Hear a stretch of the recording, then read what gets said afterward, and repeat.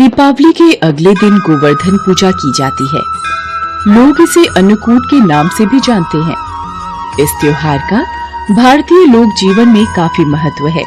इस पर्व में प्रकृति के साथ मानव का सीधा संबंध दिखाई देता है। इस पर्व की अपनी मान्यता और लोक कथा है। गोवर्धन पूजा में गोधन यानी गायों की पूजा की जाती है। शास्त्रों में बताया गया है कि गाय उसी प्रकार पवित्र होती है जैसे नदियों में गंगा। गाय को देवी लक्ष्मी का स्वरूप भी कहा गया है। देवी लक्ष्मी जिस प्रकार सुख समृद्धि प्रदान करती हैं, उसी प्रकार गौ माता भी अपने दूध से स्वास्थ्य रूपी धन प्रदान करती हैं।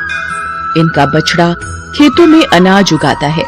इस तरह गौ संपूर्ण मानव जाति के लिए पूजनीय और आदरणीय है।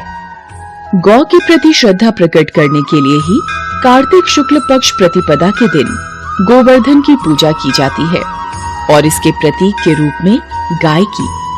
जब कृष्ण ने ब्रजवासियों को मूसलाधार वर्षा से बचने के लिए 7 दिन तक गोवर्धन पर्वत को अपनी सबसे छोटी उंगली पर उठाकर रखा और गोप गोपिकाएं उसकी छाया में सुखपूर्वक रहे।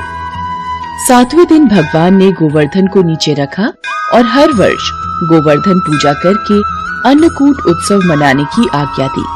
तभी से ये उत्सव अन्नकूट के नाम से मनाया जाने लगा। आइए जानते हैं गोवर्धन की कथा।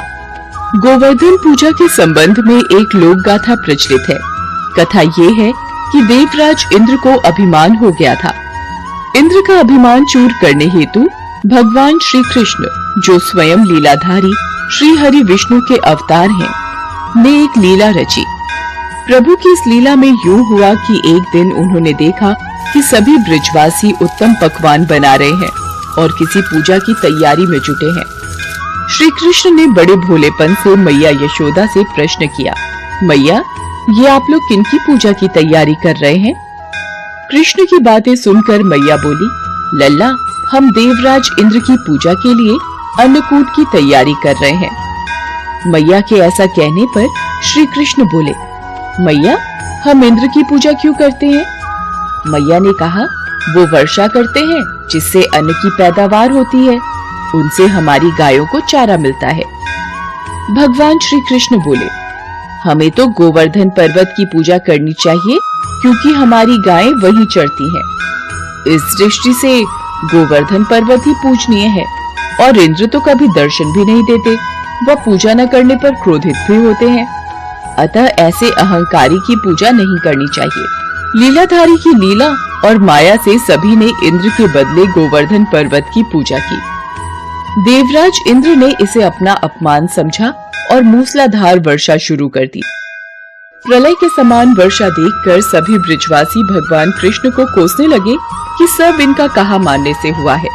तब मुरलीधर ने मुरली कमर में डाली और अपनी कनिष्ठा उंगली पर पूरा गोवर्धन पर्वत उठा लिया और सभी ब्रजवासियों को उसमें अपने गाय और बछड़े समेत शरण लेने के लिए बुलाया।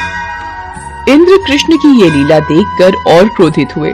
फलतः वर्षा और तेज हो गई।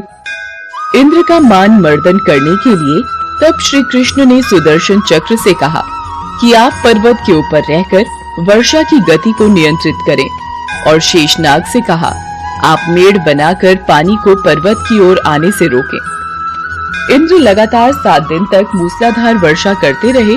तब उन्हें एहसास हुआ कि उनका मुकाबला करने वाला कोई आम मनुष्य नहीं हो सकता। अतः वे ब्रह्मा जी के पास पहुँचे और सब वृतांत कह सुनाया। ब्रह्मा जी ने इंद्र से कहा कि आप जिस कृष्ण की बात कर रहे हैं, वो भगवान विष्णु के साक्षात अंश हैं और पूर्ण पुरुषोत्तम नारायण हैं। ब्रह्मा जी के मुख से ये सुनकर इंद्र अत्यंत लज्जित हुए और श्री कृष्ण से कहा कि प्रभु, मैं आपको पहचान न सका, इसलिए अहंकार वश भूल कर बैठा। आप दयालु हैं और कृपालु भी, इसलिए मेरी भूल क्षमा करें। इसके पश्चात देवराज इंद्र ने मुरलीधर की पूजा कर उन्हें भोग लगाया। इस पौराणिक घटना के बाद से ही गोवर्धन पूजा की जाने लगी। ब्रजवासी इस दिन गोवर्धन पर्वत की पूजा करते हैं। गाय बैल को इस दिन स्नान कराकर उन्हें रंग लगाया जाता है व उनके गले में नई रस्सी डाली जाती है। गाय और बैलों को गुड़ और चावल मिलाकर खिलाया जाता है। आइए जानते हैं गोवर्धन की पूजा विधि। इस दिन सुबह सुबह गाय के गोबर से गोवर्धन नाथ जी की अल्पना बनाई जाती है, जिसे फूलों और पेड़ों की डालियों से सजाया जाता है। फिर शाम के समय इसकी पूजा की जाती है। पूजा में धूप, दीप, दूध, दही, नैवेद्य, जल, फल, खील, बताशे आदि का इस्तेमाल किया जाता है। इसके बाद इसकी परिक्रमा लगाई जाती है। फिर ब्रज के देवता कहे जाने वाले गिरिराज भगवान को प्रसन्न करने के लिए अन्नकूट का भोग लगाया जाता है। ग्रामीण क्षेत्रों में इस दिन गाय, बैल आदि पशुओं को स्नान कराकर उनकी पूजा की जाती है। पशुओं को फूल माला पहनाकर, तिलक लगाकर और उन्हें धूप दिखाई जाती है। खास तौर पर गाय को मिठाई खिलाकर उसकी आरती उतारी जाती है और प्रदक्षिणा की जाती है।